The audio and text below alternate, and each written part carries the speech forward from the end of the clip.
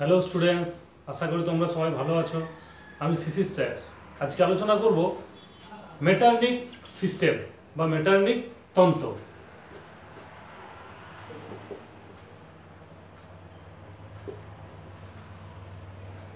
এই Prince Metternich ছিলেন নেপোলিয়নের পরবর্তীকালে সমগ্র ইউরোপের ভাগ্য নিয়ন্ত্রক।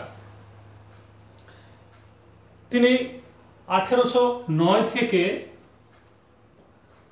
1848 খ্রিস্টাব্দ পর্যন্ত তিনি ছিলেন অস্ট্রিয়ার প্রধানমন্ত্রী এবং তার অসাধারণ কূটনৈতিক বুদ্ধির জন্য তাকে বলা হয় কূটনীতির রাজপুত্র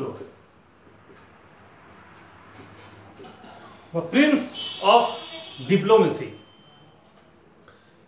মেটারনিক 1773 খ্রিস্টাব্দে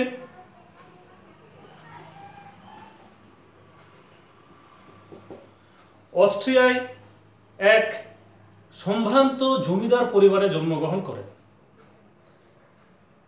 তিনি ছিলেন সুদর্শন, মিতবাক, বাগ্মী এবং অসাধারণ পাণ্ডিত্যের অধিকারী। ভলতেয়ারের রচনা, নিউটনের বৈজ্ঞানিক তত্ত্ব, বিটোফনের সঙ্গীত এবং শেক্সপিয়ারের নাটকের ভক্ত এবং অনুরাগী পাঠক। এত গুণের অধিকারী হওয়া সত্ত্বেও তিনি কিন্তু ছিলেন ফরাসি বিপ্লব প্রসূত উদারতন্ত্র, জাতীয়তাবাদ এবং গণতন্ত্রের ঘোর বিরোধী। তিনি এই সমস্ত ধারণাগুলিকে কঠোরভাবে ঘৃণা করতেন। তিনি মনে করতেন যে ফরাসি বিপ্লব প্রসূত ভাবধারাগুলি হল জীবাণুর মতো, যা প্রবেশ ঘটলে সমগ্র ইউরোপের স্বাস্থ্যহানি ঘটাবে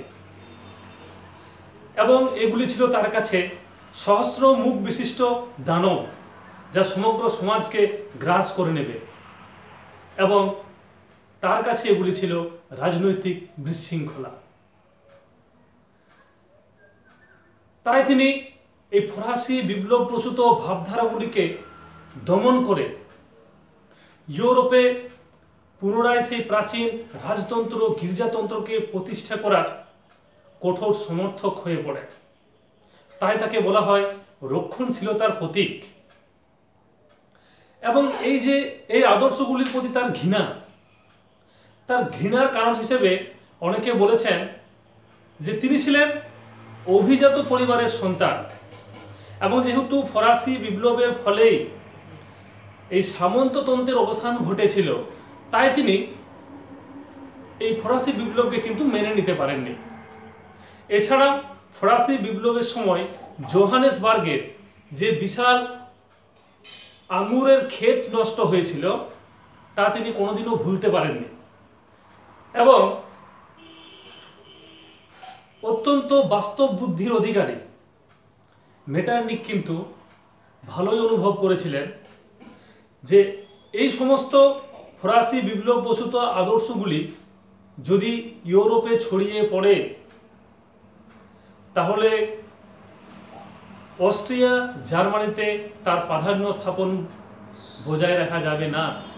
অর্থাৎ অস্ট্রিয়া এবং জার্মানিতে তার প্রাধান্য বজায় রাখার জন্য এইগুলির বিরোধিতা করা ছিল অত্যন্ত জরুরি। এবং 1815 খ্রিস্টাব্দে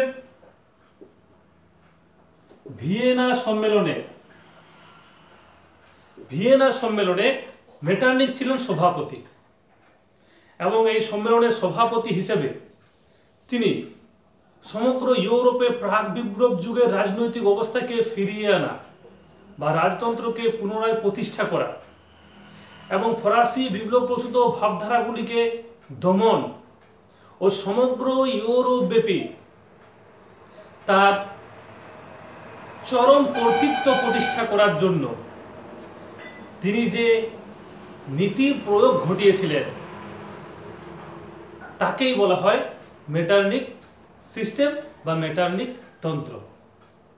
অর্থাৎ তিনি তার বিচক্ষণ বুদ্ধি এবং কূটকৌশলের দ্বারা ভিয়েনা সম্মেলনে তার নীতির প্রয়োগ ঘটাতে বাধ্য করেছিলেন। এই জন্যই তিনি 1815 থেকে 1848 খ্রিস্টাব্দ পর্যন্ত ইউরোপের ভাগ্য নিয়ন্ত্রণ হয়ে উঠেছিলেন। তাই ঐতিহাসিক ফিসা 1815 থেকে 1848 সাল পর্যন্ত এই সময়টিকে মেটারনিকের যুগ হিসেবে চিহ্নিত করেছেন এবং তিনি এই নীতির প্রয়োগ অস্ট্রিয়াতেও ঘটান, যেটা তার নিজের দেশ ছিল। তিনি জানতেন যে অস্ট্রিয়ায় যদি এই ফরাসি বিপ্লব প্রসূত ভাবধারাগুলি ছড়িয়ে পড়ে তাহলে অস্ট্রিয়া সাম্রাজ্যকে কিন্তু টিকিয়ে রাখা যাবে না, কারণ অস্ট্রিয়া ছিল বিভিন্ন ভাষাভাষী এবং জাতিগোষ্ঠীর সমন্বয়ে গঠিত। তাই এই ফরাসি বিপ্লব প্রসূত ভাবধারাগুলি যদি অস্ট্রিয়ায় জনপ্রিয় হয়ে যায় তাহলে কিন্তু অস্ট্রিয়ার সাম্রাজ্য তাসের ঘরের মতো ভেঙে পড়বে। তাই তিনি অস্ট্রিয়ায় উদারবাদী ছাত্র এবং শিক্ষকদের তিনি কারারুদ্ধ করেন। অস্ট্রিয়ায় তিনি ইতিহাস, দর্শন, রাষ্ট্রবিজ্ঞানের পঠন পাঠন নিষিদ্ধ করে দেন।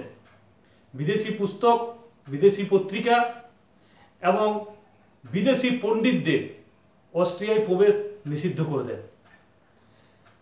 এমনকি তিনি শ্রেণীকক্ষের মধ্যেও গুপ্তচর বা গোয়েন্দা রাখতেন, যাতে করে কোনোভাবেই শিক্ষকরা ছাত্রদেরকে উদারবাদী চিন্তায় দীক্ষিত করতে না পারে। এছাড়া শিক্ষা প্রতিষ্ঠানের উপর ক্যাথলিক গির্জার প্রাধান্য স্থাপিত হয় এবং সমস্ত ধরনের সভা সমিতি এবং রাজনৈতিক দলগুলিকে নিষিদ্ধ করা হয়। সংবাদপত্রের স্বাধীনতা হরণ করা হয় এবং বাক স্বাধীনতা হরণ করা হয়। এছাড়াও তিনি শিল্প বিপ্লবের কঠোর বিরোধী ছিলেন। অর্থাৎ তিনি সমস্ত রকমের পরিবর্তনের বিরোধী ছিলেন এবং বিভিন্ন ধরনের কঠোর নীতি প্রয়োগ করে তিনি অস্ট্রিয়াতেও তার এই মেটারনিক যে নীতি তা তিনি প্রয়োগ ঘটিয়েছিলেন। এবং ভিয়েনা সম্মেলনে জার্মানির রাষ্ট্রসংঘের সভাপতির পদ লাভ করেছিল অস্ট্রিয়া। তাই জার্মানির সভাপতি হিসেবে তিনি জার্মানিতেও নীতির প্রয়োগ ঘটান। সেখানে ছাত্র এবং শিক্ষকরা বুরচেনশেফট নামে এক গুপ্ত সমিতি গঠনের মাধ্যমে আন্দোলন শুরু করলে তিনি 1819 খ্রিস্টাব্দে কার্লসবার্গ ডিগ্রি জারি করেন। তিনি কার্লসবার্গ ডিগ্রি জারি করেন 1819 খ্রিস্টাব্দে এবং সেখানে ছাত্র সংগঠন এবং যে সমস্ত রাজনৈতিক সংগঠন ছিল সেগুলো তিনি ভেঙে দেন। জার্মানির বাক স্বাধীনতা হরণ করা হয়, সংবাদপত্রের স্বাধীনতা হরণ করা হয়, রাজনৈতিক সংগঠন বা দলগুলিকে ভেঙে দেওয়া হয়। এইভাবে তিনি তার মেটারনিক নীতির প্রয়োগ ঘটান জার্মানিতেও এবং সমগ্র ইউরোপ ব্যাপী ভিয়েনা সম্মেলনের গৃহীত তার নীতিগুলিকে প্রয়োগ করার জন্য ইউরোপীয় শক্তি সমবায় গঠন করেন এবং এই শক্তি সমবায়ের 1820 খ্রিস্টাব্দের ট্রোপো বৈঠকে, অর্থাৎ ট্রোপো নামক স্থানে যে বৈঠক হয়েছিল সেই বৈঠকে সিদ্ধান্ত নেওয়া হয় যে ইউরোপে কোনো বিপ্লবের মাধ্যমে কোনো রাজনৈতিক পরিবর্তন মেনে নেওয়া হবে না। এছাড়াও কোনো দেশে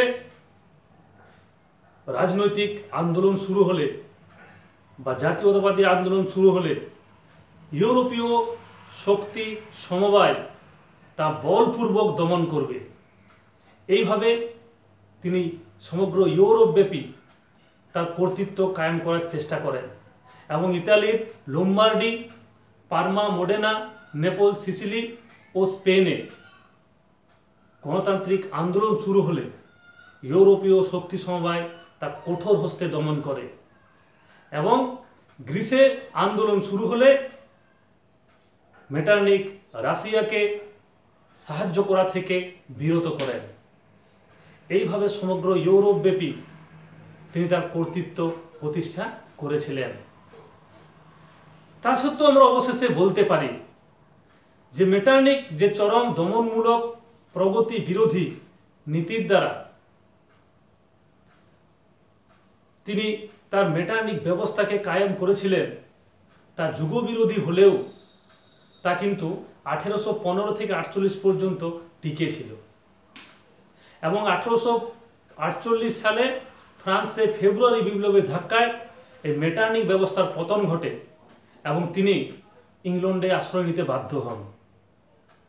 অবশেষে আমরা বলতে পারি যে মেটারনিক অসাধারণ বাস্তব বুদ্ধির এবং পাণ্ডিত্যের অধিকারী হওয়া সত্ত্বেও তিনি কিন্তু যুগের সঙ্গে তাল মিলিয়ে চলতে পারেনি, অর্থাৎ যুগের বৈশিষ্ট্যকে তিনি অনুভব করতে পারেনি।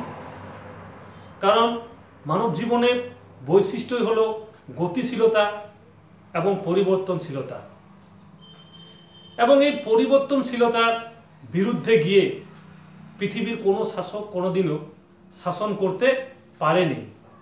তাই নেপোলিয়নও কিন্তু সফল হয়নি। তাই অনেকেই সমালোচনা করে, নেপোলিয়ন নয়, এটা মেটারনিকও কিন্তু সফল হয়নি। অনেকেই মেটারনিককে সমালোচনা করে বলেছেন, বিভিন্নভাবে সমালোচনা করেছেন। কেসাল্লি বলেছেন রাজনৈতিক ভাঁড়, এবং রাশিয়ার যার প্রথম আলেকজান্ডার তাকে মিথ্যাবাদী বলেছে।